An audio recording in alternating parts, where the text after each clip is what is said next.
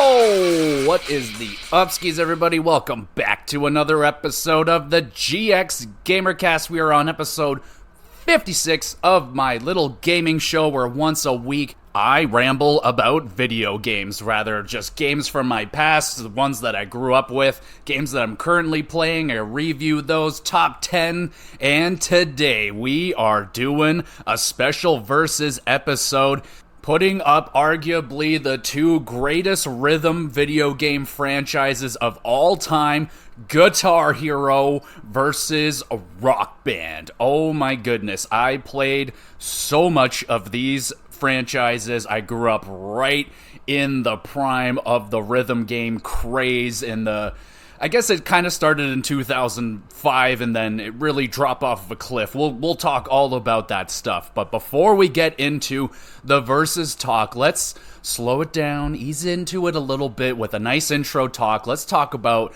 some video games, movies, and TV shows that I've been watching and diving into over the last week or so. And I always encourage y'all, the listeners, let me know what you've been up to over the last little while or whatever. If you're playing an awesome video game, just binging an awesome TV show, or you saw a movie that you just want to tell someone about, let me know about it. There's just so many things out there. I can't keep my finger on the pulse of everything out there. I've missed a million movies. There's so many video games out there. We're in the golden age of it, and there's just so many games. I love a good recommendation, so throw them at me. Let me know what you've been up to, and I'm going to let you know what I've been up to.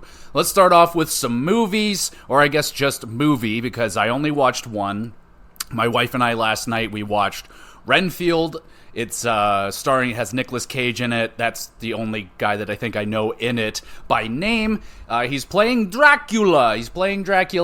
And yeah, it's pretty good. So it's called Renfield. That is the name of his, henchman, or in vampire terms, they call him a familiar. He's basically goes out, gets some people to eat and do all this and that, and he's trying to regenerate Dracula to full power. And it was a solid movie. I was okay. It definitely wasn't what I was expecting. When it first started, I was like, oh, it's rated 18A. I was like, oh, interesting. I thought it was more of a comedy, and it is. It's definitely got comedy to it, but more than anything, it's definitely a little bit of a gore bloodfest, which is totally cool with me. I love that stuff. My wife, not so much. She was the one that suggested it, so she must not have done her research, and I didn't know anything about it, but pretty solid, man. If you do like those bloody, gory movies, there's some pretty good action kind of scenes. I don't know, it's another movie that has a lot of genres going in. It's got some good action fighting scenes. It's got over-the-top, bloody, gory stuff going on. It's got, I wouldn't say no horror or anything, but Nicolas Cage is definitely Nicolas Cage in this. He actually he makes a pretty good Dracula, I would say. Not too bad. And yeah, it was a solid movie. Not really much to say about it. I wouldn't say go out of your way to check it out, but if you really like vampires, which I can't say I'm huge on vampires, but it was a solid little movie. It was alright. If you're dying for some vampire stuff, you love Nick Cage, go check it out. It's still not the Nick Cage movie that I wanted to see. I'm still looking to watch that super massive talent thing or whatever. That one's on my list. I will get to that at some point. But it was my wife's turn to choose, so I let her choose. And yeah, solid movie. Not too bad. And in terms of TV shows, I finished off season 2 of Dave. Really, really liked that show, Dave, man. Yeah, man, it was funny. I really liked Andrew Santiago, or Ego, whatever the heck. He was great in it. I really liked the Dave character. He's really weird. My favorite episode was in season 2 was when they go to meet Rick Rubin. That was a fantastic episode. Very neat. I'm pretty damn sure that was Rick Rubin in it the whole entire time. Anyway, you probably don't know what I'm talking about unless you watched Dave, but I would recommend Dave, man. That's a solid-ass show. I thought it was quite funny. Dave is a very weird, strange, narcissistic character, and there's some solid messaging to it. Characters are good and funny. Yeah, I like it. And if you like rap music, I just love music in general. Rap music isn't my favorite, I wouldn't say, but it's up there. I enjoy rap music, but it's got to be a certain my kind. I don't really like the newer kind, but I don't know, the music in it was funny. It was, yeah, it's an enjoyable show. It's a comedy music show, so if you're into that kind of stuff, I would recommend Dave. I quite enjoyed that one, and yeah, I just went in blind, didn't really know much about it, and there will be, I think there is, or coming out, a season 3, so I'll be looking forward to watching that for sure. My wife and I watched that mini docu-series on the Amber Heard and Johnny Depp. It was more of a background watch, I was in and out on that one. It was okay. I wasn't very into it because I was already so very familiar with that situation. It didn't happen very long ago, and it was all over the media. I mean, it definitely, I just felt in the end of it, I was like, geez, we just spent way too much time and effort and money, like, blowing this whole thing up, and yeah, it was, it's not really my kind of cup of tea. I don't really like celebrity drama. That's not necessarily what I go for, but yeah, if you missed out by chance on the Amber Heard Johnny Depp situation, it's a decent inside look at it. I mean, it didn't really show off anything new. It was just kind of like rehashing the stuff that everyone was showing off online. Like, yeah, it was, honestly, it's a little bit brutal how everyone would jump on Amber Heard, but she's just her own mess. Johnny Depp's a mess. Like, the whole celebrity thing, it's just a mess. And yeah, it was just a whole bunch of drama. And yeah, so it was fine. It was okay. I finished off the first season of Righteous Gemstones. Really, really good shit. I started into season 2 now. And yeah, just really good stuff, man. I really like it. Love the characters so much. They're so freaking ridiculous. Spoiled rotten brats, just these freaking like 40-year-old adults, just, oh my god, they're so over the top. And John Goodman, man, he's such a badass. I love him in this show.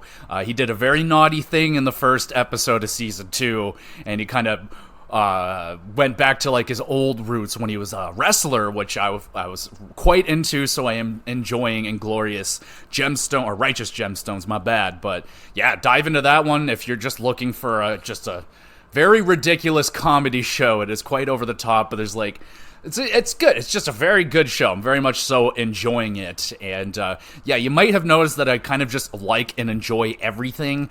And that's because I kind of know what I like. I don't go for things too often that I don't like.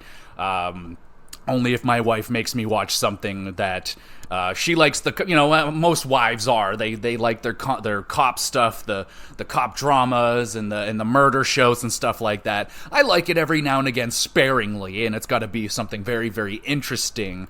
But yeah, I know what I like, and I do my research into things before I watch them to make sure it's like, okay, this sounds like something that's up my alley. And I generally just don't have enough time to like throw a chance at something that I might like or might not like. So that, just if anyone's wondering, but I'm also a pretty open-minded person, and I can generally find something to like in about everything. So I think that's everything that I watched in television show wise. So let's get into games. So this was an interesting week for me in terms of games. So there was a game on my hit list that was leaving Game Pass, and I was like, oh no, this is bad. So that game was Immortality. And Immortality, it's hard to call it a video game. I would call it more an experience. A great experience, though. So let's dive into Immortality for a second here. So it's an Xbox Series SX exclusive. I think it's also on PC. But a very unique game. So this is all live action, real people, real actors. And the premise of it is you got 3 movies, and you're going through the footage of these 3 movies, trying to piece together what happened to the main actress and why these 3 movies got canceled. Something went down in these 3 movies. Something happened with this actress, and you're trying to figure it out. And basically, you're just watching, some are short clips of movies, some are longer clips of movies, behind the scenes, like rehearsals. So you got all this different footage you're going through, and in every piece of footage that you watch, you can rewind it, you can slow it down, speed it up, do all this crazy shit. And then you can go into like a detective mode, and you can just kind of click on virtually almost anything you want. It could be a fucking chair, a glass of water, someone's face, blood, boobies. It is a rated M game, and there are sexual scenes in it. So, there's stuff like that. So if you just select someone's eyes, it'll zoom in on the eyes, and then it'll take you to a different movie scene, and it'll just be related to eyes. It's like, oh, okay, I'm in another scene with eyes. It took me to a different scene with this apple that I clicked. Very interesting, and it drew me in, like, hard, bro. I got super, super interested in this game.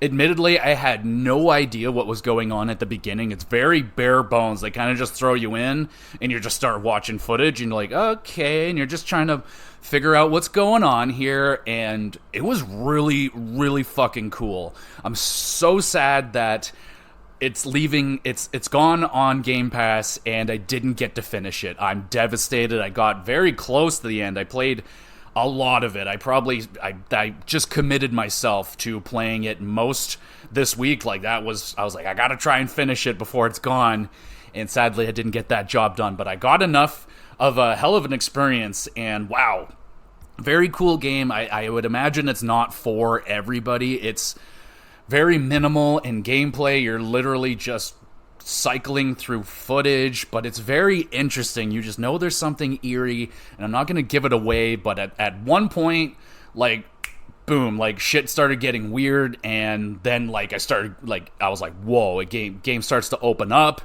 And yeah, after a couple hours, it just like, yeah, shit starts to get really wild. I did figure out, like, one of the movies, I got one of them completed, kind of figured out that mystery, and I was like, whoa, okay, this is very, very cool. So if you're interested in, or if you haven't heard of Immortality, I know it was one of the higher rated games on Metacritic, and that's why I had interest in it, but it doesn't have a lot of, like, professional reviews. It's got like 15, and it's at like an 88, 89 or something on Metacritic, but yeah, I would understand that it's definitely not for everybody, because it's basically you're watching a movie, but like 3 movies basically, and it's all over the place.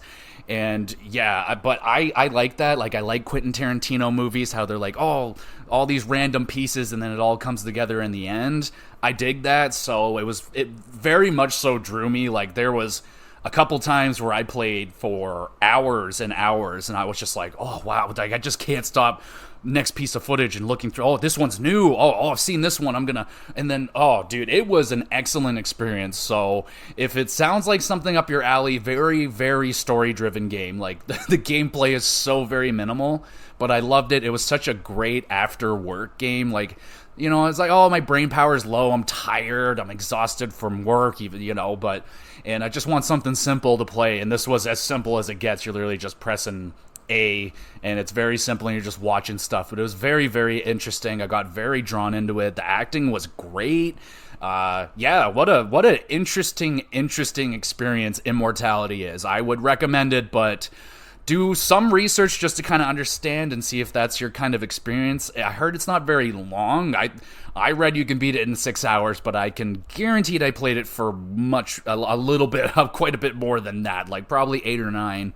But I dug it, dude. It was fucking cool. It's cheap. It's only like $26. You know, I don't really, like, I'm such a cheap bastard. I don't know if I want to bite the bullet. Pay $25 to get, like, the last hour and a half of the gameplay, figure out what's going on. Probably just going to look it up online, see what went down, but extremely cool game. So I played the shit out of that, and that kind of put Horizon on the back burner a little bit, but I still got in some time with Horizon. Still working my way through it, building up for a review episode for that. Should be coming in a week or so that'll be kitty. And I've also been just crushing Wargroove. Oh my god, I love freaking Wargroove. It is so good. It's scratching an itch that I've had. I needed it scratched for a little bit now. My strategy game itch, and oh baby, this is such a fantastic strategy game. Oh my god, and it's such a cheap one to get. Like, you know, if you're maybe like me, I didn't want to pull the trigger on the Advanced War Collection thing or Triangle Strategy or something like that. It's like an $80, $90 game. I wanted to just, you know, scratch the itch with a $9 Wargroove, and it's excellent. It's an excellent little frickin' strategy game, man, and it's not easy either. Some of the side missions are really, really tough. Like, I tapped out on some of them. I'm just like, nah, bro. Like, they're just too much of a grind. They're gonna take like hours. Some of them are so big, and a couple of those are so challenging. Like, I love it. Like, some of the strategy games, like, I'm not gonna I mean, I love Fire Emblem, but sometimes I just found it way too simple, and I wish I could make it a little more difficult. Wargroove, bro, wow, this game rules. So good. I cannot stop playing it. And I was able to put in a little bit of Hi-Fi Rush time this week. Still really enjoying it, but I'm not in as much love as I was with it last week. The opening of that game is freaking awesome, and I was just so drawn into the world and the music and the art style. So like I said, still really enjoying it. It's just like starting to lose a little bit of momentum. I thought maybe it would like easily be probably in the top 10 favorite games of the year. And now it's like, oh, we're talking maybe lower in the top 10s, might be a shout-out level. We'll see how it goes. I'm going to be playing a little bit more of that this week and hopefully get that one done. It's going to be between Horizon or Hi-Fi Rush, whichever one gets a review episode foist, so there'll be that one incoming. And yeah, I think that is everything that I've been playing this week. I didn't buy anything because I am saving up. I believe I am going to be diving into Baldur's Gate 3 when that drops on PlayStation 5. I'm going to wait and make sure it comes out and everything's okay with the PlayStation 5 version. And as long as that, I'm extremely interested. It just seems so freaking awesome. Obviously, the reviews are off the charts. All I hear is amazing things, and I'm super duper intrigued. So I might pull the trigger on that. We'll see how it goes. But yeah, if you have, well, I guess the game's not out yet, but yeah, I really want to get my hands on Baldur's Gate 3, so I'll be maybe talking about that next episode. We'll have to wait and see, but no more waiting for this versus. Let's talk about some Rock Band versus Guitar Hero. What rhythm franchise was better?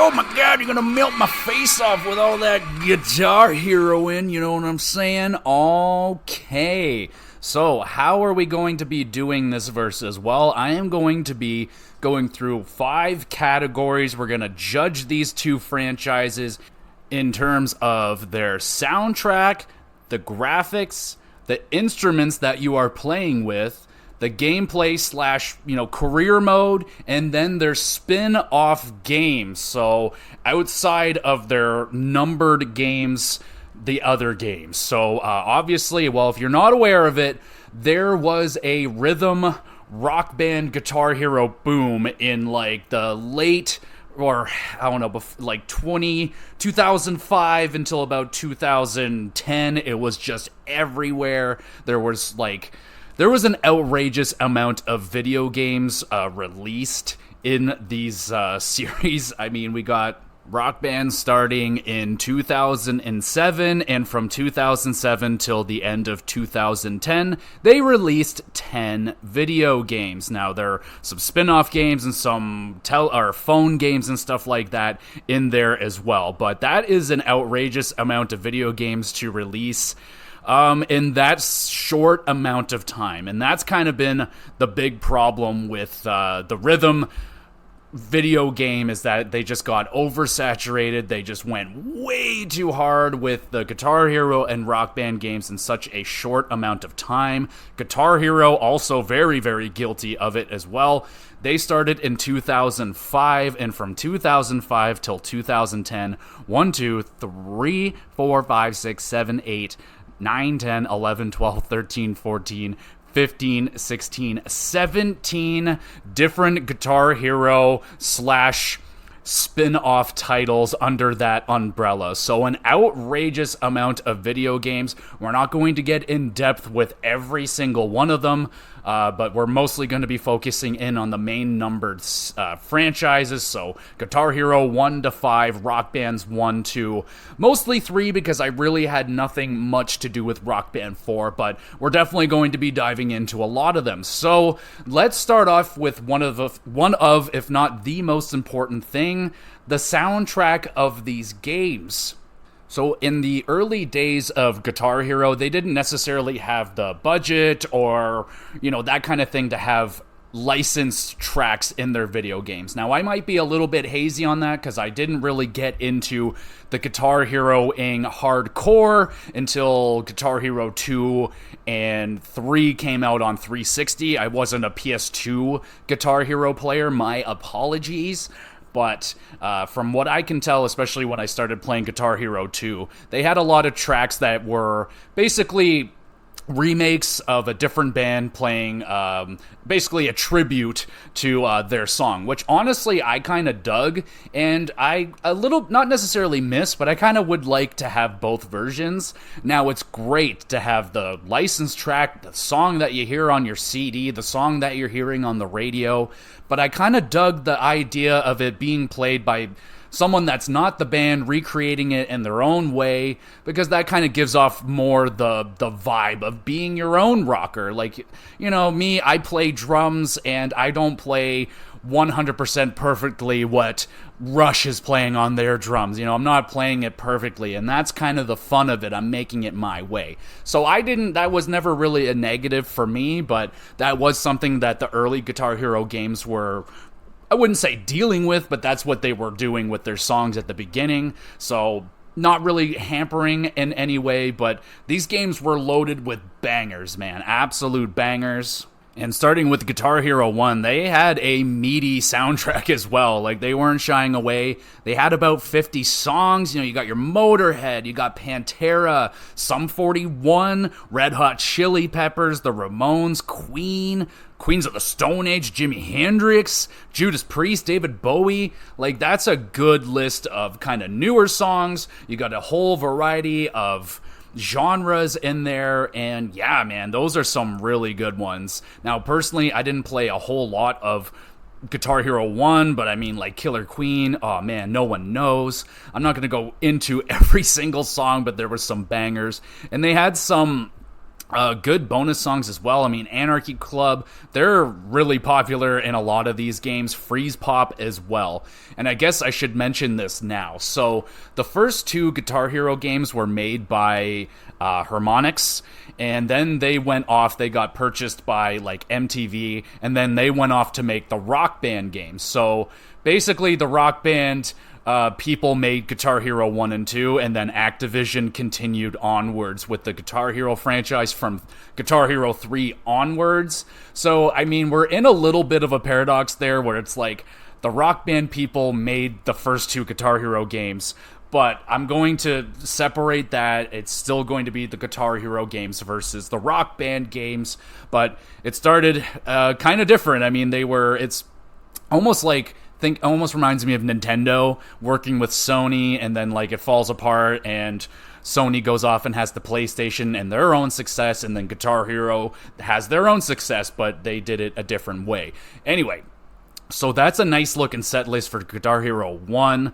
Like I said, I don't know if every single song there was exactly the song, but I know there were at least a mixture of licensed and just like remake songs or remasters or whatever.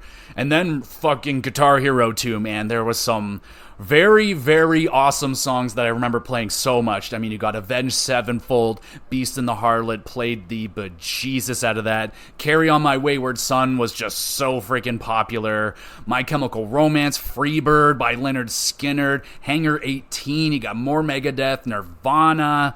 Oh my God, Killing in the Name, Rage Against the Machine, Laid to Rest, Lamb of God. You're starting to get some more metal songs. Anthrax, Danzig, Rancid, Iggy Pop and the Stooges, Motley Crue, and if you can tell here, the soundtrack, the set lists are getting bigger and bigger. So there are 40 songs, they say, on the PS2 version, 48 songs in the Xbox 360 with some bonus songs. So it's getting bigger, and it's getting a little bit better. Guitar Hero 2 also has some very legendary bonus songs. We're talking Thunder Horse, baby, by Deathlock. Oh my god, Thunder Horse. That song is so much fun to play. The Light That Blinds by Shadowfall. You got Trogdor by Strong Bad. So yeah, you got a little bit more of the funky songs. The legendary Jordan by freaking Buckethead, dude. Oh my god. I remember the first time I saw that guitar chart, I thought it was fake, and then like I never was able to beat Jordan. There was just no freaking way in hell, man. But Guitar Hero 2, I played the bejesus out of that.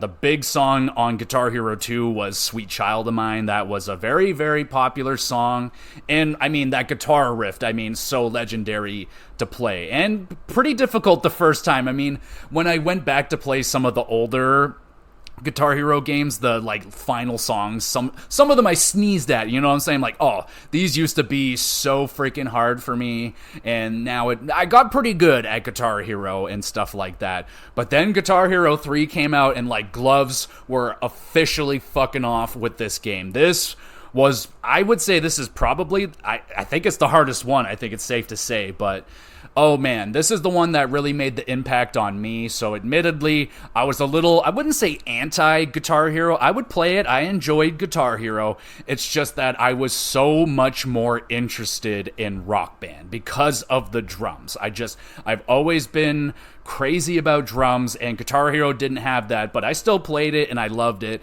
But Guitar Hero 3 was the one that, like, for a moment there, I was like, shit, this is freaking awesome. Like, for a while there, like, I just liked them both. I really just enjoyed both. But this soundtrack, now we're getting, like, these are the real songs, the real bands. You got your Slipknot in there, before I forget. Oh my goodness. Black Magic Woman, Lil Santana, like, come on. Smashing Pumpkins, Eric Johnson, the freaking Cliffs of Dover, man. I played that song a million times. I loved playing that song. The legendary The Devil Went Down to Georgia. That song, that one I was actually able to get through, believe it or not. It was hard as fucking hell, and it's not even the hardest song in this game, but Devil Went Down to Georgia, man. So freaking cool. This one isn't the original song, which is also a banger, but it's played with a fucking, like a fiddle or a violin or some shit. This one's like a fucking rock metal version. It is amazing. One of the best songs, most legendary songs in all of Guitar Hero. Pat Benatar, Muse, Knights of Sidonia, that was a big one. For me, I remember so vividly listening to Priestess Lay Down. I remember playing that at a demo kiosk at like a Best Buy, and that song blew me away. It was so much fun to play. I just loved playing that song. I still play it today, and like I play it on drums because the song's just a banger. You got Tenacious D is up in there, Weezer, My Name is Jonas, my boy Billy, fucking love that song. I love Painted Black. That was amazing. Oh my god, dude, Metallica's One. That was intense. The guitar solo in that song was freaking bananas. Speaking of bananas, Raining Blood, anybody? Slayer? Oh my god. Like, these are hard songs. I struggled so much to get through Guitar Hero 3. Fucking Raining Blood was one of them that I could maybe at best 25% of the time get through it. Pride and Joy, Stevie Ray Vaughan, let's go up in here, man. Also, I just love music, by the way, if you haven't been able to get that. But this soundtrack is dope. Fucking Cream, Sunshine of Your Love, Welcome to the Jungle. You got some more Guns N' Roses, and oh baby, the bonus songs. Ruby, little Kaiser Chiefs, let's go. And then, yeah, I see it already, right there at the bottom of the list. Through the Fire and Flames, Dragon Force. Ridiculous, dude. I never even sniffed getting close. I could probably make it 8 seconds in there, and I'm out. I believe my buddy Billy got through that song a handful of times. I remember the fucking elastic band trick where you're like, you stick the elastic band on the green and you just try your best. Oh my god, forget about it. Prayer of a Refugee, little Rise Against up in here. Oh, Kill Switch Engaged. Oh yeah, baby. Let me see. I'm trying to, there's got to be more. I feel like am I missing a really, really heavy metal lady? Oh, Anyway, those are, oh my god, Through the Fire and Flames. Take This Life, that's a banger right there as well. Good freaking soundtrack, and now you're up to 73 songs on spread across the solo and co-op careers. So yeah, as we're going to get through through these games, they're going to get a bigger and badder soundtrack. Badder meaning a good thing. In music terms, bad is good. And then we get to Guitar Hero 4, and for me personally, this is where it took a little bit of a dip. I wasn't a huge fan of Guitar Hero World Tour. This is where they started they tried to be Rock Band. They added in the drums. They added in, they didn't have singing. They added in the singing. But this wasn't the strongest soundtrack. They had some absolute bangers in there. I mean, you got System of a Down, BYOB, that's an absolute banger. Hard as Hell, Crazy Train by Ozzy Osbourne, fantastic. Damn It by Blink-182. You got some Foo Fighters in here. It's not that, like, they have good songs, it's just I remember just a lot of them not being a lot of fun to play. Hotel California was a banger. Hot for Teacher was fucking nuts, especially, like, drums, forget about it. I didn't get to play a lot of drums in terms of Guitar Hero stuff, but when I did, I tried my hand at Hot for Teacher. Fucking, oh my god. Little Jimmy Eat World. More Ozzy Osbourne, Mr. Crowley. They went in with some Ozzy Osbourne here.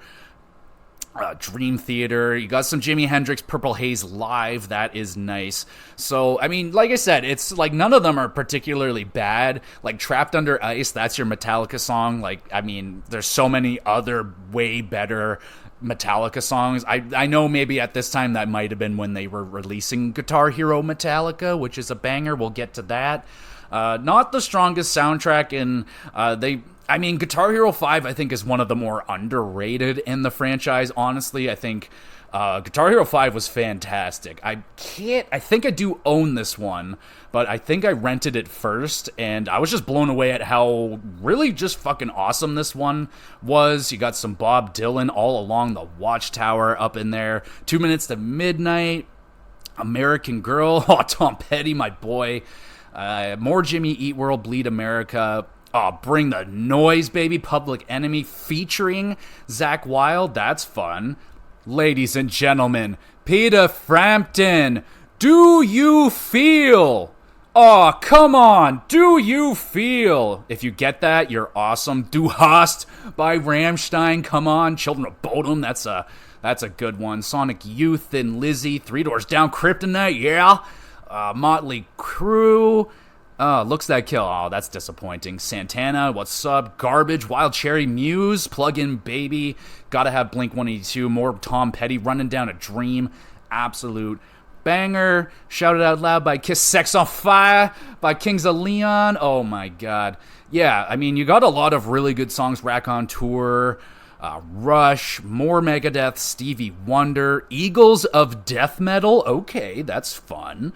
Deep Purple, Attack, Bon Jovi. I appreciate Bon Jovi. He's just like every time I turn on the radio, I swear to God, it's Bon Jovi, and it's My Life, and that song just doesn't get enough love. But yes, the Guitar Hero 5 soundtrack, I think that's where we're going to leave off in terms of the main Guitar Hero games. I know there's Warriors of Rock and Guitar Hero Live, but we'll tap out at Guitar Hero 5 in terms of the main franchise, because there's only 4 Rock Band games, so I don't want to just oversaturate it with all of the Guitar Hero stuff. And we got to touch on DLC. Now, I'm not going to go through their entire freaking backlog of every DLC, but Guitar Hero had some DLC songs. They had some alright ones. I mean, they had a Metallica album released.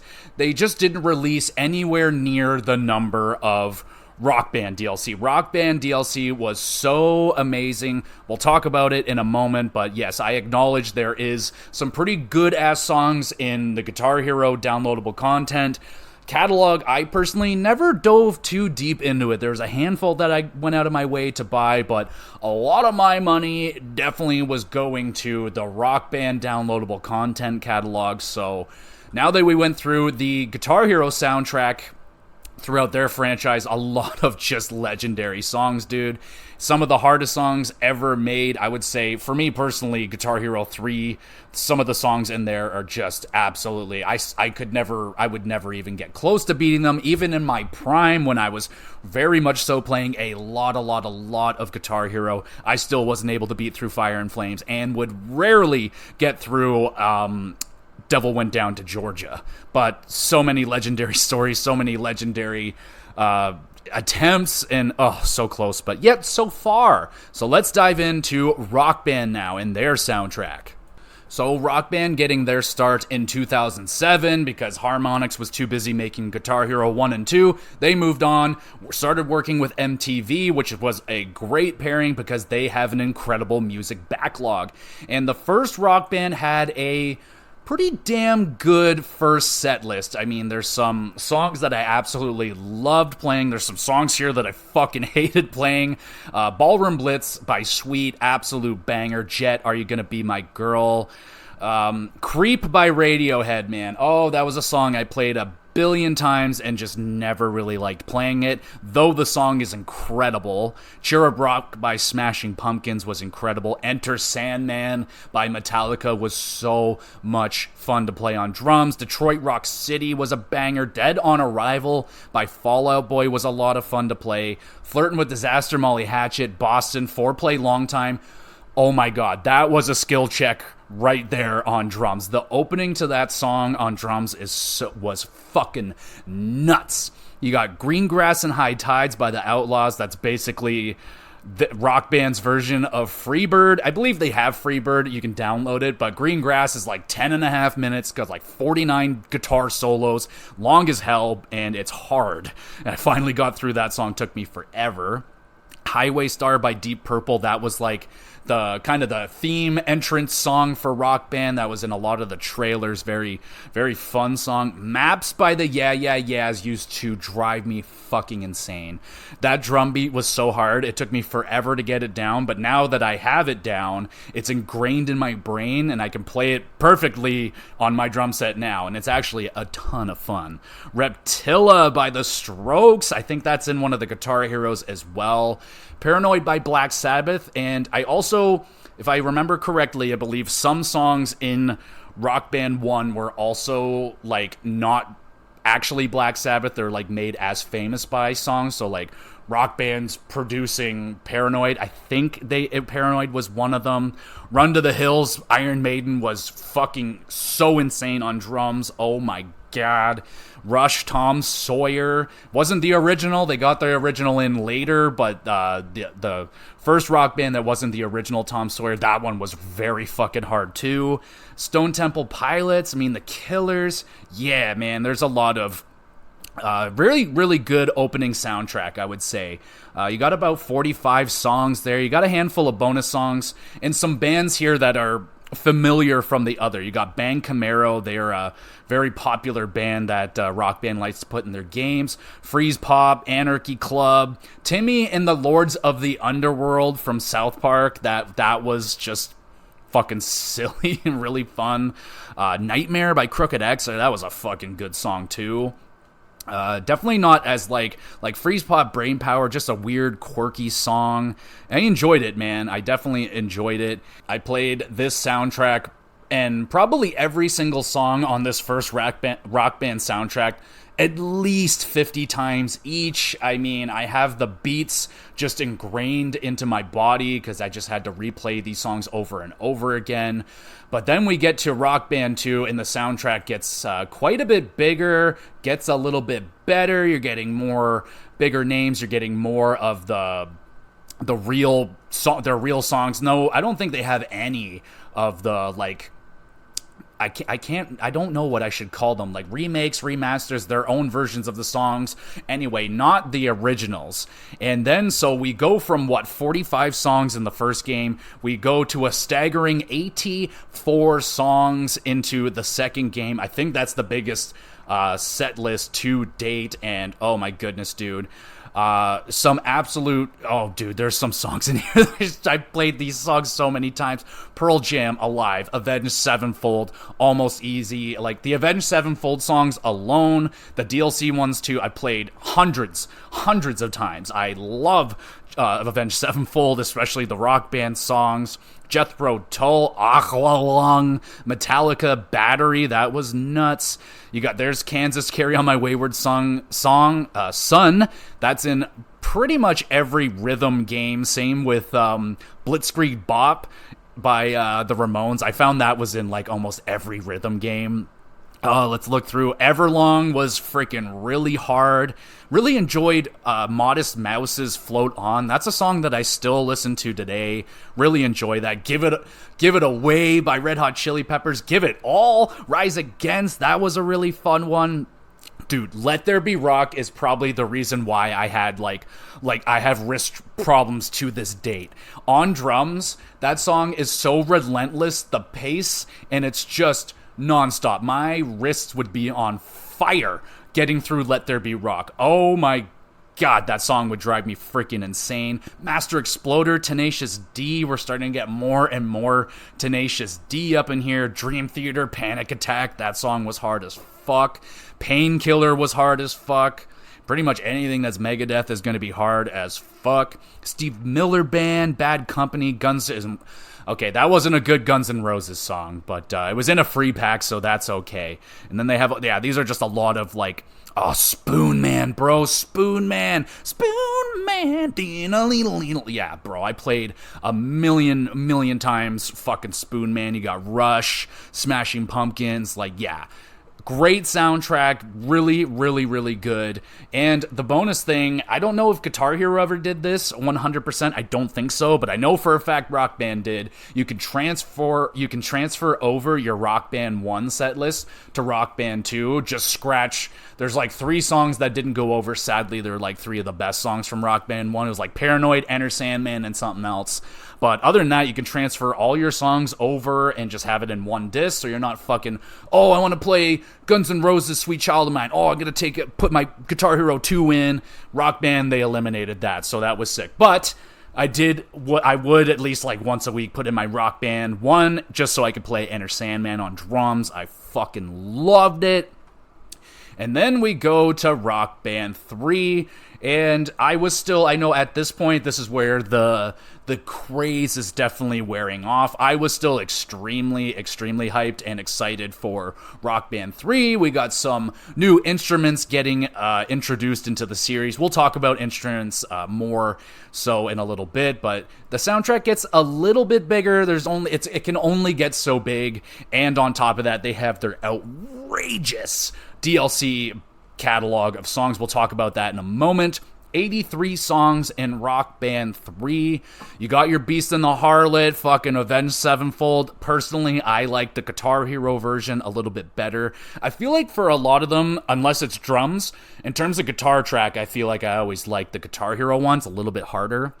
Before I forget, you got Bohemian Rhapsody, Queen. This was a huge one to add because they added in the keyboards now, and Bohemian Rhapsody, just a legendary song. Not as fun to play as it is just to sing it in a car and headbang and stuff, but loved it. You got your Crazy Train, so you're starting to see songs that you've seen in other games, but I mean, Crazy Train, you gotta have Crazy Train up in there. Rammstein, there's Du Hast, that one was in there. I definitely recall, I didn't like this. This wasn't my favorite soundtrack in the game. I mean, at this point, I was very much so just reliant on my DLC catalog, because I feel like I had about 450 songs downloaded, so I had a ton of them, and the direction of this soundtrack was changed a little bit because they wanted to add in some more songs that had piano, and honestly, they didn't even do that good of a job adding in all that many piano songs. You got The Who, you got some more Tom Petty, John Lennon, Imagine, that's a great piano song. Jerry Was a Race Car Driver, that was one of the weirder ones. It was hard. You got Fish. Oh, Fish, man, they're fucking nuts. Their drums are always absolutely freaking crazy. Okay, this one's cool. Juan's Mi Enamora. There was a point in my Rock Band online career where I was ranked top 10 in the world on this song, and that's not really like a big plug or anything. I feel like it's because no one played this song other than me. I thought it was fucking awesome. Mi Amora. It's a little like Spanish and shit. Fuck yeah. Paramore, Misery Business. That was a big one. No One Knows. That was one of my favorites, especially to play it on drums. I still play that song on drums today. It's so much fun. Fucking Dio, baby. Amy Winehouse, Rehab. I love Amy Winehouse. Oh, Elton John, Deep Purple. The Dire Straits, Smash, fucking Smash Mouth. And it's not even All-Star, it's Walking on the Sun. Devo, so like, yeah, it's a solid, like, lots of great songs. These ones there wasn't as many really fun ones to play. Been Caught Stealin' by Jane's Addiction, that was one of the more fun ones from my memory. But yes, the Rock Band 3 soundtrack was quite good. I'll go quickly through the Rock Band 4 one. Sadly, I never got to play much of it outside of my friend's house, and I only got to play it a couple of times at his house. We didn't always want to just bust out the Rock Band 4 and get that all set up, but let's go through and take a look at some of these. You got Arctic Monkeys, they're fucking huge. U2 finally making an appearance. Gotta have more so many Foo Fighters songs. Got some Avenged Sevenfold, not their best song, Hail to the King, but it is pretty fun to play. Dream Theater, Metropolis Part 1. Dream Theater is just bananas. I just gotta throw them out there. Van Halen, there's Panama, that's a good song. The Seeker by The Who, that's an amazing song. System of a Down, Spiders. Interesting choice in song right there. I mean, there's a lot of really fun System of a Down songs. You got some Elvis Presley, Suspicious Minds, Aerosmith, Toys in the Attic. Mark Robertson featuring Bruno Mars, Uptown Funk, that's a pretty good one. And You Make Love and Fun by Fleetwood Mac. So yeah, this is a pretty big step down in terms of the soundtrack, down to 65 songs on the discs for this game. So I feel like maybe Rock Band 2 and 3 overdid it a little bit, maybe especially Rock Band 2. Like 85 songs was a lot, and they also had like this unlimited set list where you have to go through all of the songs in a row without stopping to get the achievement, and having to play 85 songs in a row made that fucking impossible. But honestly, all said and done, the big thing that really sways my decision easily in favor of Rock Band is their downloadable content. Every single week for 10 plus years, every single week they would release a minimum 3 songs, sometimes whole albums, sometimes big packs. It was outstanding. It was amazingly consistent. It was every single week. They never I don't think they ever missed. And there was one DLC song on Rock Band since day fucking one was on the announced list, and it never came out. Metallica's Fuel. And ask my friend Billy, every single week I'd be like, bro, this is the week Fuel is coming to Rock Band. Give me fuel, give me fire, give me da. Such a good song, like, come on. But in all honesty, I think the soundtracks on the base game discs, I think they're pretty comparable.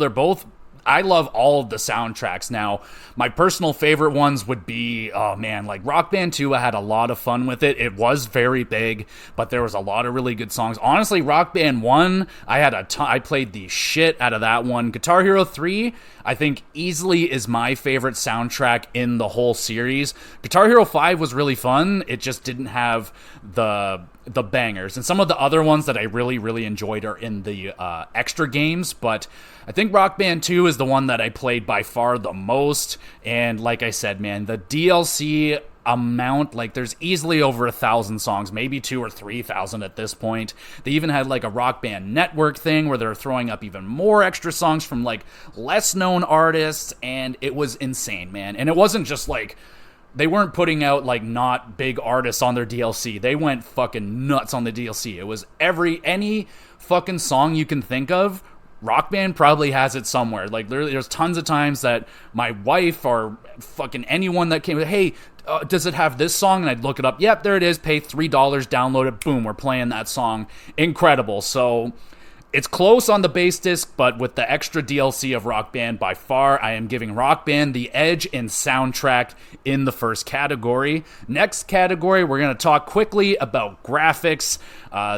Admittedly, these games went for pretty different styles. So Activision and Rock Band, or Activision and Guitar Hero, they went more for the Activision style. It's kind of Tony Hawk looking. They're semi-cartoony, realistic people. And Rock Band went for a way more realistic tone. You got more realistic-looking people. The crowds are way more realistic. The venues that you're playing in feel a lot more like you're in a real venue. Some of them are, and they're a lot more varied. There's like small, danky, like dive bars. There's huge fucking arenas, and you're going all around the world. And yeah, man, it also just like, I know this should probably go into like sound like or something like that, but also the ambience of the crowds in Rock Band are just, sometimes it still gives me chills. Some of the songs, the crowd will like join in and they're singing the song with you, they're clapping, they'll boo, the video crowd will boo. They do that in Guitar Hero as well, but it went a lot longer I enjoyed the style that Rock Band went. It went more realistic. It went more I like the realistic tone of it. It's not that the Guitar Hero side of it was bad. It just doesn't age as well. It's kind of goofy looking at times, especially like the older Guitar Hero. I'm not going to like rag on it too bad because, that was, some of those were on the PS2 and stuff, but they went familiar with their models. Like, it looks like they threw in a whole bunch of people from Tony Hawk, some NPCs and shit, and they just threw them into the crowd. It's fine. Like, it does the job. I think for the most part, they'll clap along when you like kick into your overdrive and shit. Sometimes they'll cheer along with the songs. They'll definitely boo the shit out of you when you suck, that's for sure. I think both games are fine looking, but I'm going to give the edge to Rock Band in this category as well. And let's move on now to the next category, which is the instruments. Oh, the instruments. Oh my goodness. I remember at the end of the rhythm game craze when you would just see bins and bins of Guitar Hero and Rock Band guitars and instruments and drums and crap like that. You could buy them for a dime a dozen. And now apparently they've like refound their value and people want them again. So that's great. I mean, I still have all my shit. I got it all packed away in a fucking hockey bag, stored away in my storage, and probably never going to pull it out again. Not because I don't love it or anything. It's just now I have like real instruments, so I don't really need the Rock Band anymore. But man, if there is a resurgence in the rhythm Rock Band fucking Guitar Hero craze and it comes back, I'm all in. I'm so going to be there for it, and I can't wait. But let's talk about the peripherals. This can be a little bit controversial because some people are all the way Guitar Hero and super anti Rock Band and vice versa. Some people can't stand the Guitar Hero stuff and love the Rock Band stuff. Me, well, I'm going to let you know. Let's start off with the guitars. Okay, so Guitar Hero. It's in the name, guitar. It's got to have a good guitar, right? Well, yeah, it definitely had a freaking good guitar. Mostly my personal favorite and all of the released Guitar Hero ones would be the Guitar Hero 3, just the black Les Paul, beautiful. Special shout out to the Aerosmith one with that really awesome Aerosmith faceplate on it. That was sick. I didn't have that one personally, but the Guitar Hero 3, Guitar Hero 2, I think the Guitar Hero 2 is the Explorer guitar. It's a Les Paul. It's super metal looking. It's not my favorite one. Like, I definitely prefer the look of the Les Paul, the Gibson. Just such a gorgeous guitar in real life. And legendary. So many legendary guitarists. And then the SG? The Gibson SG was the PS2 versions. Classic guitar, Fucking School of Rock. Jack Black was rocking that guitar in that movie. Not my favorite one. I wasn't huge on the PS2 ones, but for the time, that first grouping of guitars, those little fuckers were goddamn spectacular. But they definitely improved the Guitar Hero guitar. I think they peaked at 3. The Guitar Hero 4 one was fine. It's just that little slide thing that they added. It didn't do a whole lot for me personally.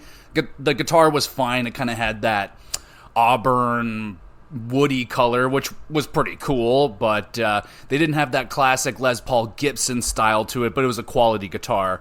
Any of them that they released after that, I personally have never touched. And then there's the Rock Band one. So this one's up for debate. Some people love this guitar, some people hate it. I didn't hate it. Like, this is the first one that I owned. I got the Rock Band original package. That was my first one that I owned. So I had the OG Rock Band guitar, and like, yeah, there's things about it that are wicked, and there's things about it that suck. So out of the box, it's a Stratocaster, classic, like, such a guitar-ass looking guitar. Like, it's fantastic. It's not the Gibson. I prefer the look of the Gibson, but Stratocaster, I mean, really, really nice looking. And it was bigger. It had a little bit, I wouldn't say more weight, but it was just a bigger guitar. It felt more realistic, I guess, in the hands. Not so much like you're playing with a toy. The Guitar Hero one definitely felt not smaller to scale than the real guitar. Same with the Stratocaster; those are big guitars. But at least the Rock Band peripheral, it was a bigger guitar, and it felt good. I really, really loved the little dial that it had, where you can kind of change the sound of your guitar. You can make it go wah wah, and like you could change up the sounds, especially when you go into overdrive. It would really amplify the effect that you put on the guitar, which was awesome. And dude, there was sometimes my friends and I, we used to have these game days whenever there would be a PA day at school when we're off. We'd all get together, and a lot of the time we'd be playing Rock Band. And one friend would get the good Guitar Hero one, the other one would be with the Rock Band one, but you get to do the wah-wah, so you put the wah-wah on, and especially when you're playing bass, like a really good way, it goes wow, wow, wow, it's so, we'd be crying laughing, we'd fail the song, and just because it's so funny. So I really, really loved that little aspect on that guitar. I wish Guitar Hero did that. Like, I'm shocked, I don't think they ever really did. Maybe on that Guitar Hero 4 one, there was something, but I don't recall that, but I love that touch. And then the other stuff that's not so great about it. So the strum bar, it doesn't click, it's silent, which your parents probably loved, but you as the player, not so much. The Guitar Hero one had a fantastic click to it, up and down, so you can really tell, you can get a much better feel of where you are with the beat, especially when you're doing the up and down strums on like the expert levels. It's like makes it so much easier. The Rock Band one, it was kind of floaty. It didn't feel very good. The strum bar, I was never a big fan. And then the buttons on the Guitar Hero one, they're good, classic, sturdy, nice buttons, good finger feel, you know what I'm saying? Nice, really forms to the finger nicely. And then the Rock Band one, so you got clicky buttons. They're a little more rigid, a little more pointy. They're not as comfortable. Definitely not as comfortable. Now, the clicky button things, I liked it. I was fine with it. It wasn't necessary. But Rock Band, they needed something to click. I guess they for some reason didn't want the strum bar. I think in later Rock Bands they did make it click. But once I got my hands on the Guitar Hero 3 guitar, I really that was my baby. That was my thing. But the Rock Band one, yeah, didn't have as comfortable of a feel. It was also wired, which kind of fucking sucked. The Guitar Hero ones were wireless, so you could fucking go around rocking around, kicking shit, and like, yeah, feeling like a rocker. Now, I mean, the Stratocaster with the wire, kind of, that's kind of realistic to you being plugged into an amp, but no, not the best thing. It would have been way better if it was wireless. Obviously, batteries, it's not as big of a deal. You could generally last quite a while, the battery life on the Guitar Hero one, but yeah, me personally, I am choosing the Guitar Hero guitar. It's just timeless. Personally, it's the Guitar Hero 3. That was my baby. The Rock Band one, it was fine. It was okay. It got me through, but I definitely improved my guitar game once I got my hands on the Guitar Hero 3 guitar. Thankfully, it was totally connectable with Rock Band, so you could sit there, rock out with a Guitar Hero guitar. Couldn't do that with the guitar. Well, I don't know if you could do the Rock Band with Guitar Hero, but you would never want to do that, I don't think. There might be some people that prefer the Rock Band guitar. I'm going to go with the Guitar Hero. So we'll just kind of blow past the microphone. Both had microphones, I believe. I personally still have my microphone from Rock Band 1. The thing is sturdy. It still works. If you hit someone with it, it will do some damage. So it's a quality microphone. It does the job. It is wired. It's got the longest wire you've ever fucking seen in your life. It's like 80 feet. So again, you can rock around the house, but it's wired. So there is that. But it does the job, so it's fine. And now, the drums. So I have a long history with the Rock Band drums, so I'm going to go in there quite a bit. Guitar Hero didn't get drums until their 4th game, and we'll quickly touch on them. I didn't get my hands on them very much. Obviously, the huge appeal for that particular drum set was it did have cymbals. Now, they weren't the best cymbals.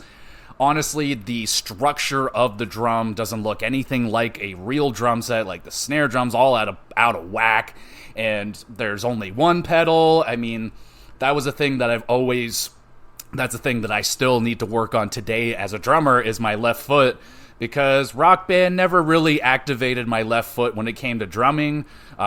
Just a little quick note, I'm a self-taught drummer through Rock Band. Rock Band taught me basically how to drum. Like, I played Rock Band for like 10-15 years, and then I just got on a real drum kit and I was able to play stuff. So basically self-taught. Thank you so much, Rock Band. But there's some key things that those drum sets are missing, like the snare drum's out of whack, the cymbals weren't in the best spot on the Guitar Hero one. They're a little centered. It's a little awkward looking, but it was very, very cool. I was very jealous when that thing was shown off. I was like, fuck, I want cymbals. Because Rock Band didn't get cymbals. They had them. They had some like wacky Mad Catz one, I think, for Rock Band 2. I never got those. They were not very good. They were like, I think they were made out of pure plastics. They're loud as fuck. I think they were super expensive. I got the Rock Band 3 one, the whole kit and caboodle. Those things are fantastic. I still have them today. They still work. So I bought them in 2010. They still work now. So it's a quality little fucking drum set for what it is. So it does the job. But the Guitar Hero drum set, there's some things wrong with it. Like, the foot pedal wasn't quite right. If I remember correctly, I don't think it had a little bar that you can attach the pedal to, so your pedal might be going all over the place, and that's crucial. Like, you gotta have your pedal fucking sitting still and be in the same spot. That's big. So the Guitar Hero one was serviceable, but it really, at the point when it came out, like, Rock Band really figured out its shit. But Rock Band didn't have a fucking excellent start out of the gate, so that first Rock Band drum set was fucking garbage. It was trash. I literally got a broken one right out of the box. The thing was broken. It was probably missing, I would say, almost 50 to 50% of the notes were just missing because it was just not registering. I thought I just sucked. But then, like, I was playing it for, like, a month or two. I was like, shit, what is going on? Found out my thing was broken, got a new drum set, and off I went. But that first one was rough, man. It was loud as hell. It didn't quite have the padding. It was very plasticky. That fucking foot pedal was a nightmare. It was cheap. It was flimsy. 9 out of 10 times, it's broken. I think I went through 3 of them personally. I did the fucking butter knife trick where you tape butter knives to it to try and give it some more stability.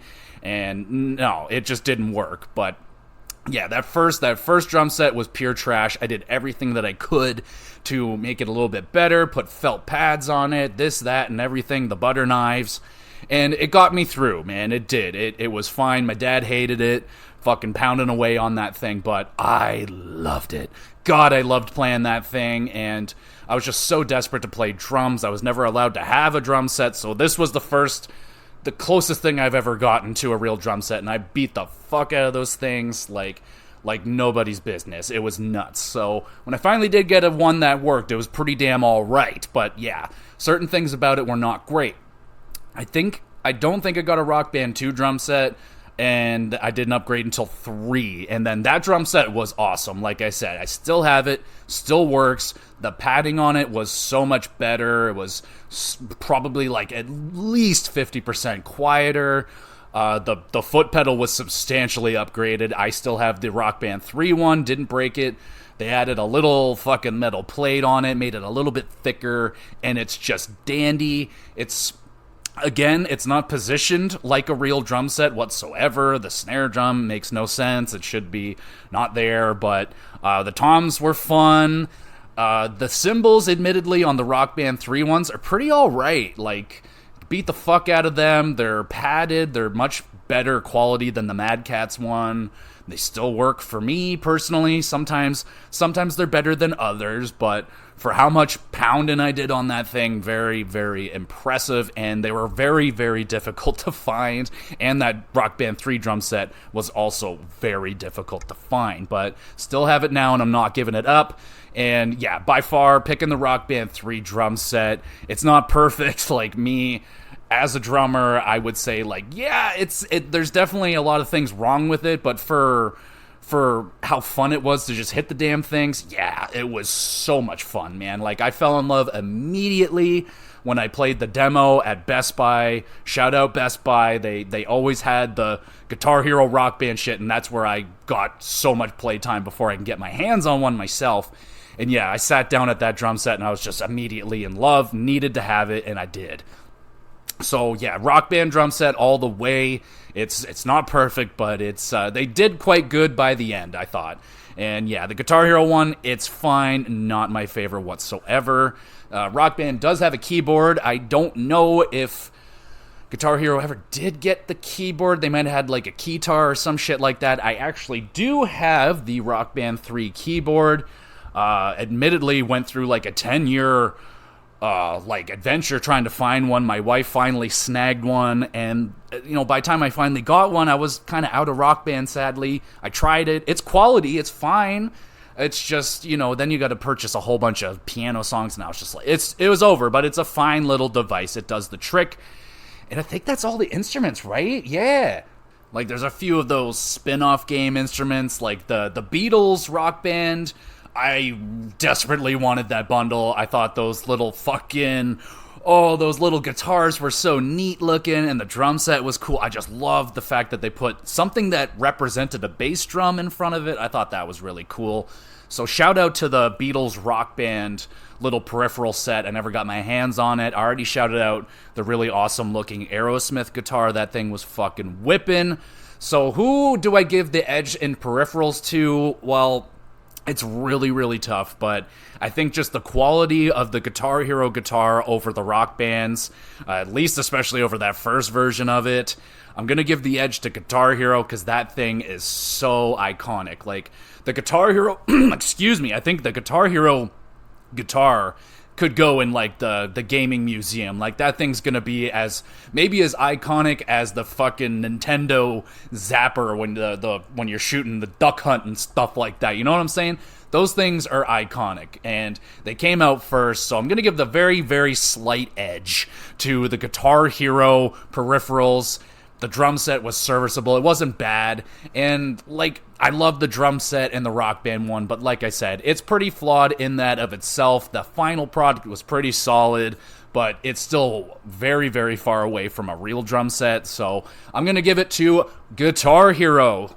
So since we kind of talked a little bit about spin-off peripherals, let's go into the next category, spin-off games in their franchise. Who had the better spin-off games? Because both franchises had quite a lot of spin-off games, band-specific games, things that weren't numbered titles. So we'll dive into those games and we'll go through which ones I think had the better spin-off games in their series. So let's start off with Rock Band, and they had themselves quite a few as well. So they had their main games 1 to 4 and whatnot.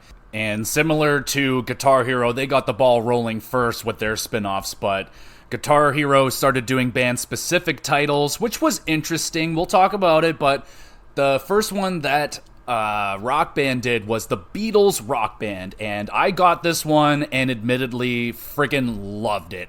It made me fall in love with the Beatles. There was a handful of songs that I knew, but this really goes all in with their catalog from the beginning until they're split up, and I think they might have some of their solo career songs, and they're definitely going to have some bands that were inspired by the Beatles, some of their jams as well, but specifically they have a lot of Beatles songs, probably over 40 or 50 of them, and it was awesome, man.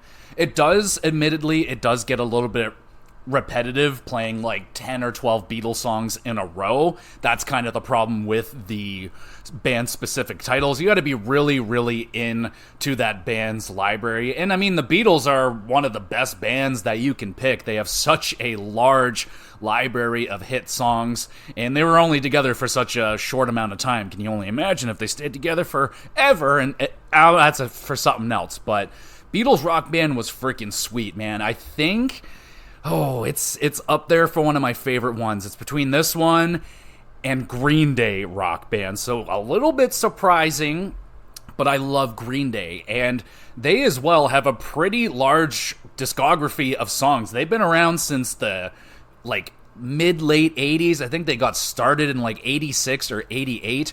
They've been around the block, so their earlier songs are more punky, and then you get more into their poppy Green Day American Idiot phase, which was fucking huge. For me specifically, I was in grade 6 when that album dropped, and it was massive for my grade 6 class.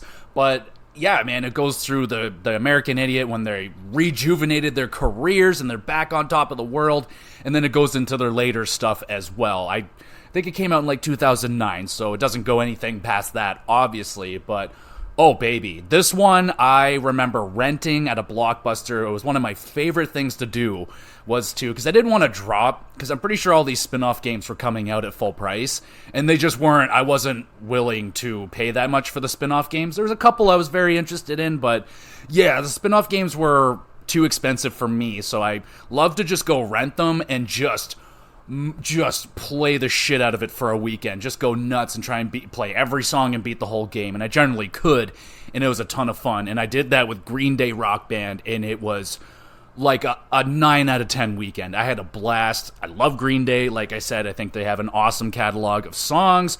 Some of them really, really hard, like Basket Case was fucking nuts. And yeah, love Green Day. I still play Green Day songs on a weekly basis. I just, it's so much fun. And that, between Green Day and the Beatles, those two are my favorite of the spin-off games, and I think those are the only ones that I actually got to play. I've heard some rumors that there was allegedly a Red Hot Chili Peppers potential game that was in the works and got canceled. Pink Floyd and Led Zeppelin as well, but I mean, not to go down the rabbit hole of Led Zeppelin and Pink Floyd, they're two of my favorite bands of all time, but they don't like to just let their music go out and do shit willy-nilly. So they never wanted to have any of their songs on Rock Band, sadly, which fucking sucks. But yeah, so there were some cool ones that could have been but weren't. And then they kind of did a weird thing. They made a Lego Rock Band game. Admittedly, I never played that one. But it's cute. It's charming. I mean, we all like Lego games. I never thought that Lego would do a Rock Band. It's a little bit unnecessary, but I don't know. You want to cash in on the kids. The kids probably liked it. There was Rock Band Blitz, which is a downloadable title released. It's kind of like they had a handheld one. I think it's for the phone. It's also called Rock Band Unplugged. I think it doesn't use fucking peripherals, you're not walking around on the bus with a little drum set and a little guitar. They just use, I think, just rather touchscreen buttons. But yeah, those were nice little additions to the series. They make sense to have little on-the-go versions of it. They're pretty neat. And I think the last one that they released here, I didn't even really know about this, but apparently there's a Rock Band VR version, which sounds amazing. If they were going to do a reboot of Rock Band, and they can, now that the technology for Oculus and VR stuff is pretty crazy since 2015, I could see that being pretty amazing, an amazing experience to be imagine just they have Wembley Stadium and you are there on Wembley playing in front of 85,000 fans singing Queen songs with you. That would be so freaking cool, man. Can you imagine that? So that's about all the Rock Band spin-off games. Like I said, they had some phone games, but Guitar Hero definitely went a little bit overboard when it comes to the spin-off games and stuff like that. They went bananas. So they started off with a little one, Encore Rocks the 80s, just a little basically a DLC, but they put it on a disc. I don't think that one was full price, so that's a throw-in. Aerosmith was their first band-centric one, and I did play that one. I remember a friend of mine had it. I got to play with the Aerosmith guitars, where I kind of fell in love with that thing, and I, like, slaughtered that game in, like, a sitting, and the hardest song, I think, on Aerosmith was, like, Train Kept A-Rollin', which was, like, I think, third or, like, one of the harder tiers in Rock Band, and I already beat that, so I smashed through the entire game. It was fine, like, Aerosmith, awesome band. I think we all kind of, like, were like, huh, that's the first one, eh? It's like, yeah, they're a good band. It's just like, huh, alright, it's fine. It's a solid spin-off game, but again, that was one that I think they won full price for.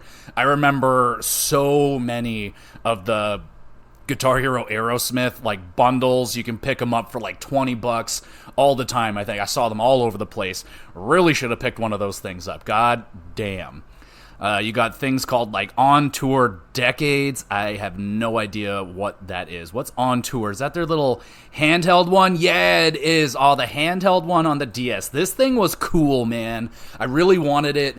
This one had, like, a little attachment that attaches to the DS, and it's, like, 4 buttons, and it's, like, this little mini kind of handheld guitar thing. Very cool.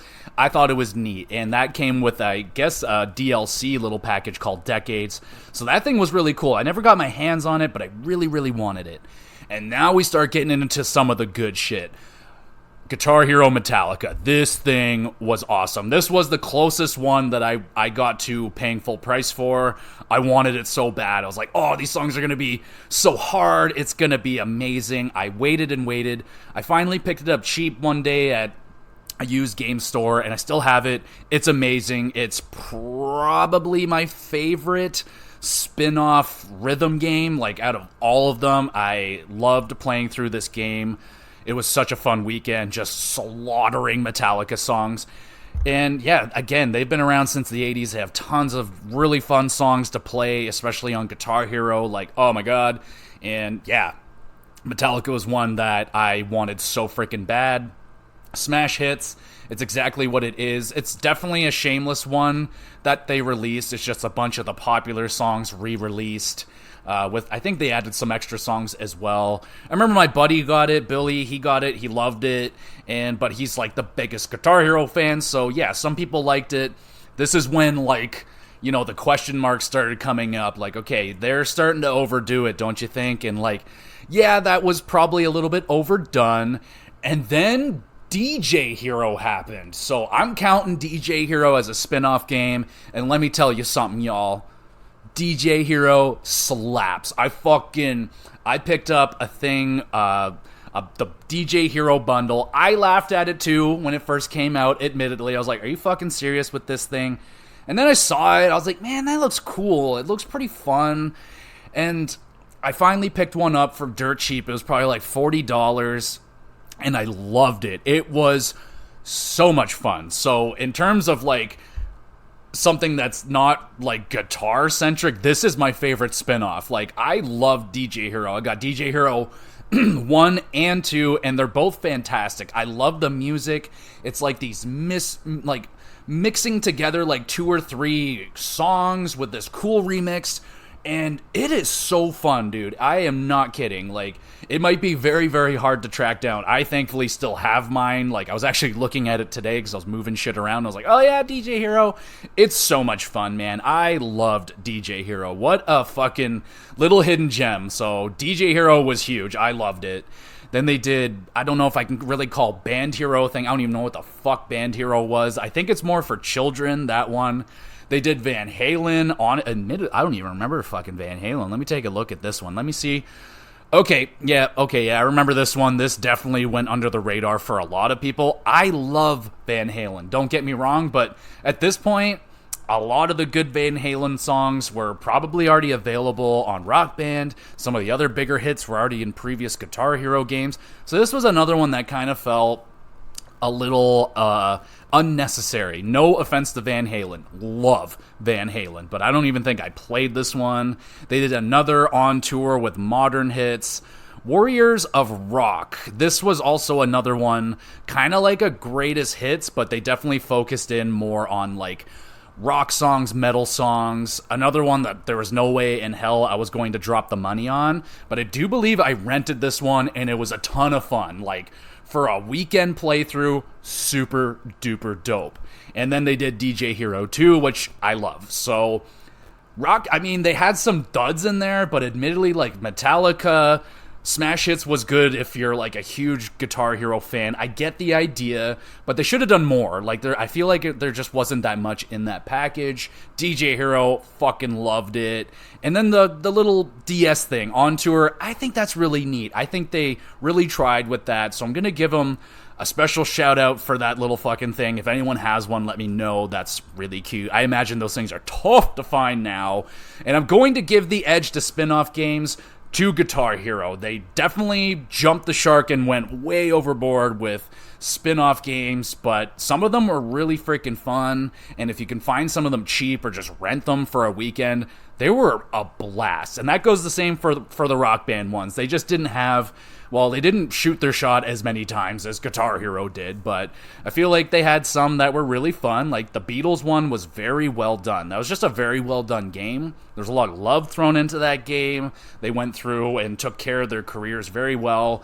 The Green Day one was very well made as well. It definitely felt a little bit more rushed at that point, but yeah, I'm going to give the edge to the Guitar Hero spin-off games. Just, why did you make 55 of them in 5 years? What is wrong with you? So now we come to the final and, I guess, deciding category, because we are currently tied 2-2, and the final category is going to be the gameplay / career mode kind of dealy. So let's start with Rock Band, or not Rock Band, Guitar Hero, because they technically got this ball rolling first. And at the beginning, Guitar Hero 1 and 2, it was pretty simple. It was just, it was just a career mode. You're just going through the songs in tier of easiest to hardest, working your way up to the final hardest songs of the game. Very simple, but it freaking worked. It was an excellent way to begin it. It was extremely addictive. You can go back and replay the songs. Now, I'm a little bit hazy as to when the boss battles and stuff like that. I don't remember if that came in at Guitar Hero 2. It might have been there, but I know for sure it was there in Guitar Hero 3. And I love those boss battles, man. Especially in Guitar Hero 3, where they had special appearances from actual legends of rock, hence the name. They had Slash coming out, Tom Morello came out, and you have a guitar duel with them.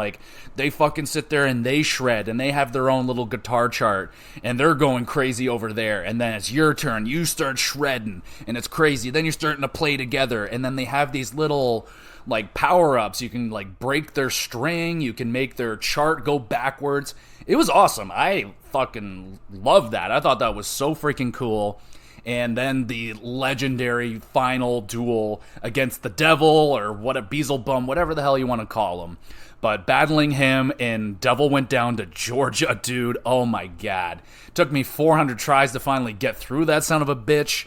But, I love that battle so much, because, your part is hard. It's definitely hard, but then, you're looking over, you do your part, you're oh my god. Then you look over at what the computer is doing. It's you're like, oh my goodness. And yeah, it's extremely hard, and I loved it. I thought that was a really cool addition, but other than that, they didn't really stray all that far away in the first 3 games of Guitar Hero, rather than just going through the beginning, easiest songs, work your way up till the hardest songs. Guitar Hero 3, they added in those cool, awesome, unique, fun boss battles and whatnot, but it still kept that formula, but it had a final boss battle. So that was cool, and then they added in a world tour mode in Guitar Hero 4. So I do have Guitar Hero 4. I have it and everything. I played it, and honestly, it's very forgettable in my mind. That was probably the most forgettable Guitar Hero for me personally. It just didn't hit for me. I feel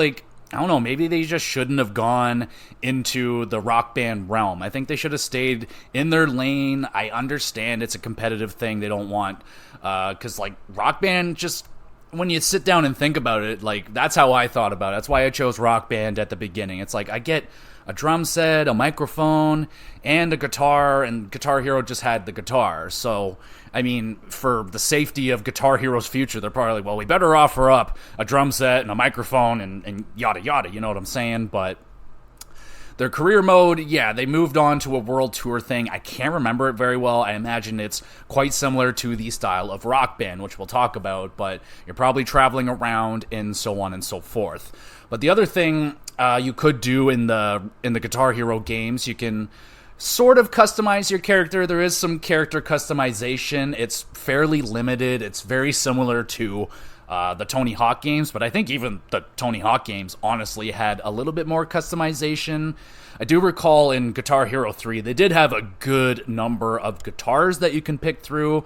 Really good. I like that. So you can just pick a whole different... I think they were all Les Pauls, but Les Paul has a lot of awesome guitars. So, I mean, that's really cool. You can pick... you can even unlock the specific, like, you can unlock Slash's guitar, Tom Morello's guitar, so that was really cool. And then they have, like, the really fucking weird guitars. I don't remember the ones from Guitar Hero specifically, but I do remember the Rock Band ones. They had a lot of weird ones, like a fucking chainsaw bass, and, like, yeah, we'll get into that. But they had some customization for Guitar Hero. It was pretty fine. Like, it's fine. You can pick the characters that are in the game, like...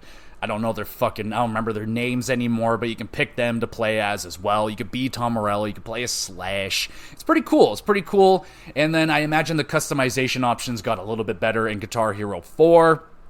But yeah, their career, it was fun. Like I said, some of the best weekends I ever had was just getting a Guitar Hero game and just going through the career mode in like a weekend. I mean, yeah, you can get through it quick, but that's the thing about Guitar Hero and Rock Band games. You could just continue to replay the songs over and over again, and I legitimately I didn't stop playing Rock Band like on a weekly basis till probably about like 2017 or so. I played for a solid 10 years straight. Like, very rarely would take more than a week off. Like, I played a lot of Rock Band. I mean, if I was able to calculate all the hours, Rock Band probably is my most played game of all time. It's up there. It's definitely up there. But the Guitar Hero campaigns, the career modes, they were fun. So I did enjoy them. They were good. But the Rock Band, oh, baby. So this game got me, I was beyond excited. This might be the most hype I've ever had for a video game. I felt like it took forever for Rock Band to finally come out. But like the career mode just looks so awesome. You get to create your own band, and you can create every aspect of your band. You can customize their fucking instruments. There's a ton of instruments, very similar to Guitar Hero, where you got all these different guitars, Stratocasters. I feel like they have more different styles of guitars. I don't think they had Les Paul. That was like a Guitar Hero thing. They got their hands on the Les Paul. Good for you. Well done. But they had a lot of customization. They had the basses. They had lots of drum sets, man. Oh, I used to customize my drum sets and all these different colors. I change them up all the time. And then the character customization was a lot more in-depth. Now, it's not like your Baldur's Gate 3s or anything where you can customize the size of your dick, but you can definitely customize more options in the Rock Band, from what I can remember. There's just more options. You can go more in-depth with your character, like make their face. Like, I remember, like, making Led Zeppelin. Like, I just made guys and they looked like Led Zeppelin. Like, you can definitely customize to a level where you can make people kind of look like people. You can do, here's my Rock Band Led Zeppelin and shit like that. And they had some pretty fucking wacky outfits for Rock Band. And that was the really fun thing about the career mode. Like, you're starting up your band, you get to name the band, and oh my god, I'll never forget my band's name, Estimated Blood. My buddies and I, that's our band name for like 10 years. If we ever actually started a band, that's our band name. We all know it. And that was sick. We just randomly generated it, and that was the first name. And then you all get to create your characters. We all had our fucking outrageous Rock Band characters with our wacky hair and outfits and shit. It was a ton of fun. And then you start your fucking tour. You get in the car, you start out small, you're this nothing band, and you're building up your fan base slowly, getting money, unlocking new outfits, new instruments, better instruments. They don't give you like stats or anything, but they're just like a better quality drum set. Like, oh, this is the Ludwig. It's like, ooh, yeah, that's nice. Ooh, yeah, golden and shit like that. It was really addicting, man. Like, it's not like RPG, like I said, you're not leveling shit up, but it gives you more reason to go through the career other than just having a great time playing the music. Now, admittedly, the worst part about the Rock Band, at least in the first game, especially they had to build up their soundtrack, and the DLC was coming out, so I didn't have a huge soundtrack. You would replay songs 100 fucking times, man. I couldn't tell you, like I said, how many times we did Creep, and we did the full band, man. Like, it was me on drums, my buddy on Billy on guitar. I think it was Jesse and Goody would trade on bass and singing, so we used to make my buddy Ryan sing Creep like a million times. It was fucking awful. There's some songs that are dead to me. I just can't fucking do them anymore. And so sometimes you had to deal with that because you start out, you're like, all right, we're going to Cincinnati, and you got like 5 gigs in Cincinnati. You go in and you're like, all right, we got to play these 3 songs. Here's a 3-song set list. All right, we're doing Ramones, fucking David Bowie, and whatever. And then they'll be like, all right, here's this set list. It's just random songs. And sometimes you just randomly get Creep fucking a million times in a row. So sometimes that backfires. Sometimes it leads to really exciting. You're like, oh, fuck yeah. You get your favorite song, you play it.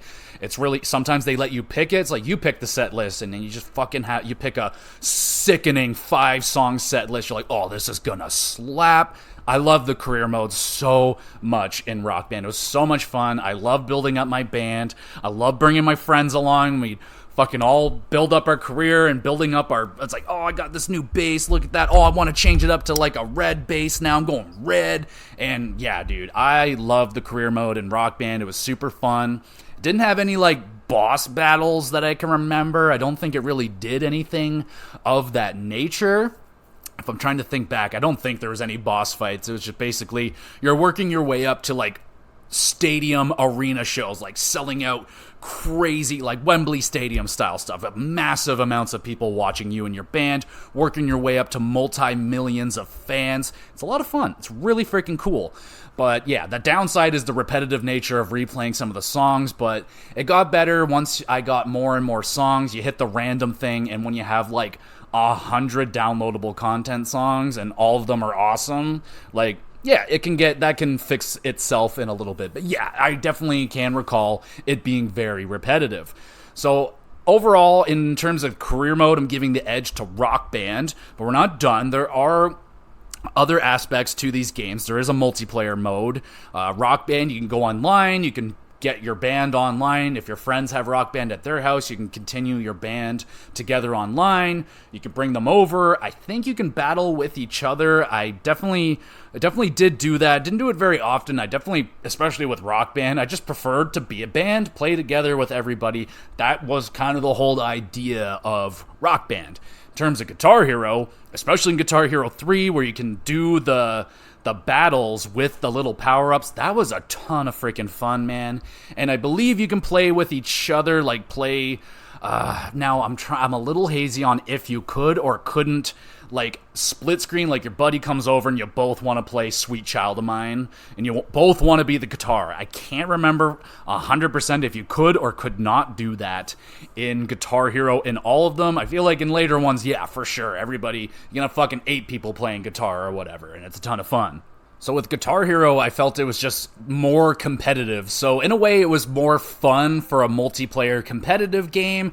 But with Rock Band, that was like the go-to. I feel like it was a lot of our go-to party game. Like if we weren't doing like something with Nintendo games, like we're not playing Smash or something, it's Rock Band. I feel like I had more game days with my friends and we all played Rock Band. I feel like that was generally our game of choice. Everybody loved playing Rock Band. My wife's mom, my mother-in-law, still likes to get down with Rock Band. Once a year, I gotta hook that fucker up for her birthday because she still likes to get down and rock out for her birthday. Mad respect for that. That's awesome.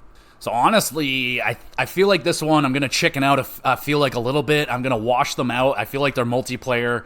They're both great. I mean, I think it's a little bit more competitive with Guitar Hero, but it's a little more like friendly family fun with Rock Band. So I guess it kind of depends on the mood that you're in. Like I definitely had some competitive battles with my buddy Billy, but admittedly, he was just by far the better guitar player I could whoop. I was by far the best drummer out of all my friends. There were some that tried to test me and thought they were better, but nah, not happening. No way. I was always the best.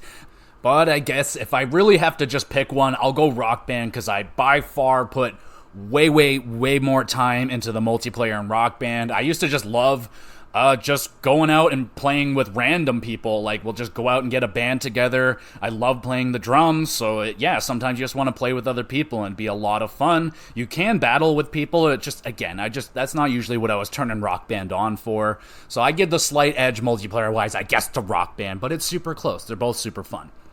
And now this one's kind of a little bit of a subcategory, but I think it's very important, and it's definitely been debated between my friends and I, and that is the charting of Rock Band and Guitar Hero. Charting is the way that the notes are coming down to you. So what am I comparing in this by what do I mean by this? So how does it look coming down? Like, Guitar Hero, their little symbols, they're a little rounded, and they're a little bit better, I don't know, kind of better looking. The chart that comes down, it's got all this crazy shit going on.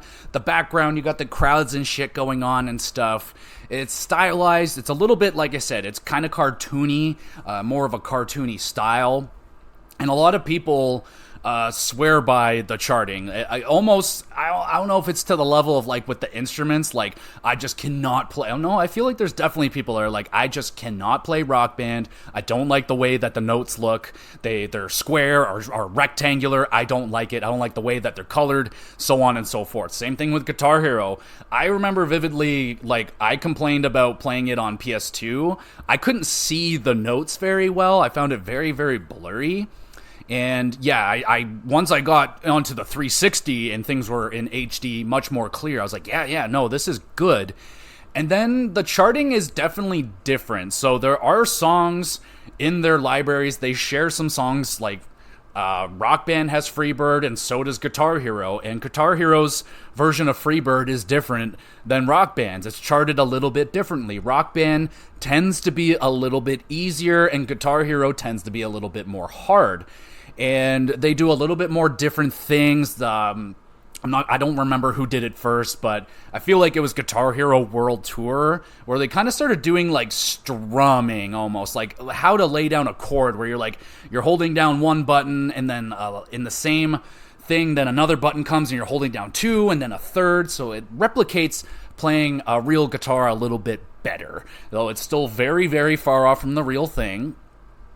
They're trying different shit. So some people prefer the charting of Guitar Hero stuff. They prefer the higher challenge of it. Me personally, I always preferred the Rock Band look. I like the way it's just more clean, it's clearer, I can see the notes better, especially when it comes to the drum charting. Oh my goodness. I really struggled with the Guitar Hero drum charts, mainly because the bass drum pedal comes down in a purple bar, and it's quite hard to see, especially if you're playing fucking Megadeth or Avenged Sevenfold. You're playing something crazy, and there's just a ton of these purple bars, and if it's going fast, it's a little dark, and you can lose them quite easily. The Rock Band one, it's nice, bright yellow golden color. It flashes. It's very, very, very visible. So me personally, I prefer the way that it looks, but I definitely at times feel that the Guitar Hero charting is more fun. Now, I guess that comes down to what you prefer in terms of your challenge. I prefer the drum charting in Rock Band, but I prefer the guitar charting in Guitar Hero, which kind of makes sense, right? Guitar Hero, they should have the guitar stuff pretty down. I feel like they do. So again, I'm going to give the slight edge to Rock Band just because I prefer the way that those games are charted a little bit more. It's a little less challenging. Oh, shit, I almost forgot one of the big ones. Hammer-On! So I'll just kind of lay this out flat. Rock Band Hammer-Ons suck. Guitar Hero Hammer-Ons much, much better. Way more crisp, way better feel. Rock Band ones, they're flimsy at times. They've gotten better, but by far, the Guitar Hero Hammer-Ons, much better. Mwah. If I could make the perfect game, it'd be like the Guitar Hero charting with their Hammer-Ons, with the Rock Band look of it. It's just kind of more simple and clean. I like it better that way. It does get flashy. They just do it in a more clean way. Like when you turn your overdrive on, you know, that classic overdrive, baby, when you whip the guitar back like you're going, wow, shit like that. And of course, the Rock Band one, another reason why I loved it so much more than, or I was more appealed to Rock Band is because with the drum set, and you could do the drum fills, and you just go nuts. You could do whatever the hell you want. And that's been like a dream of mine. I've always just wanted to go on a drum set and just go crazy on it. Just hit it, go like play a drum fill. I've always wanted to do that, and Rock Band's like, yeah, you can do it whenever you want. Just that's how you start your overdrive. I was like, oh my God. So yeah, that shit was huge for me. Overdrive, it's more fun in Rock Band for me because of the big rock endings. You just go fucking nuts and shit like that. So charting for me, slight edge to Rock Band, but there's, oh man, if if those two can come together and make a perfect game and just take their little aspects and build a guitar band or something like that. I don't fucking know. But yeah, slight edge there as well to Rock Band. So I think that is everything. Given the edge to the career mode to Rock Band, the charting to Rock Band, and they're taking the gameplay / career mode category, and that will edge them out ever so slightly, 3-2 over Guitar Hero. So your winner of this versus is Rock Band. Yay, everybody. Yay. Oh, yeah. Oh, yeah. I mean, it may not be a surprise to my close friends that know how much I love Rock Band, but I feel like even some of the die-hard Guitar Hero fans would even admit that Rock Band is a better game. It's a better, well-crafted game, but Guitar Hero is so fun, and yeah, I love them both. I really, really do. I was a little bit of a stickler, admittedly, at the beginning with Guitar Hero. I'm like, no way, I'm a Rock Band guy, but I just love rhythm games, so I like them both. I think I own more Guitar Hero games than I do Rock Band, but by far I put way more time into Rock Band, and that will be my winner of this week's Versus, and that is this week's episode, everybody. Thank you so much. What do you think? Are you a Guitar Hero person, or were you a Rock Band? Yeah, did you make a Rock Band? Oh man, I made so many rock bands. It was so much fun. Or rock bands. Yeah, super fucking awesome game. I love Rock Band, always will, and I can't wait for it to come back. If you think Rock Band or Guitar Hero is going to come back one day, I know they tried with that Guitar Hero Live. I played it. I actually played it. It was fine. It was just, it wasn't time yet. It hadn't gone away for long enough. Maybe it's been long enough now. We'll see. Maybe in a few years we'll be talking about Rock Band 5, Guitar Hero 6, or maybe, I don't know what the fuck they'll call it, but I would love for those games to come back. But for now, I'm playing rhythm games like Theater Rhythm, Final Bar Line, and I have Patapon downloaded, so that's kind of key. But yeah, thank you guys so much for listening. I hope you're having a great day, and I hope this podcast made you get through whatever you're doing and it entertained you. And if it did, review it. Let me know what you think of this podcast. Do you like it? Do you want me to keep doing verses? Do you have an idea for a verses you would like me to tackle? Just note that they are a lot of work. They're a lot more work to do a versus podcast than they are any of the other ones. There's just a lot more that has to go into it. So just keep that in mind. But I would love to hear suggestions. Again, you Rock Band, you Guitar Hero, let me know. And am I wrong? Do you think Guitar Hero by far is better? Or yeah, just let me know. Send in emails, messages, anything like that. Follow along on Twitter. You can check these out on YouTube. They get uploaded over there on Gamer GX videos. The links are all down there. There's Twitter. There's an email address. Send in questions for video games, wrestling, hockey. I do podcasts on wrestling and hockey as well, so you can check those out. Just follow along, stick around for more GX Plus casts, and again, thank you so much for listening.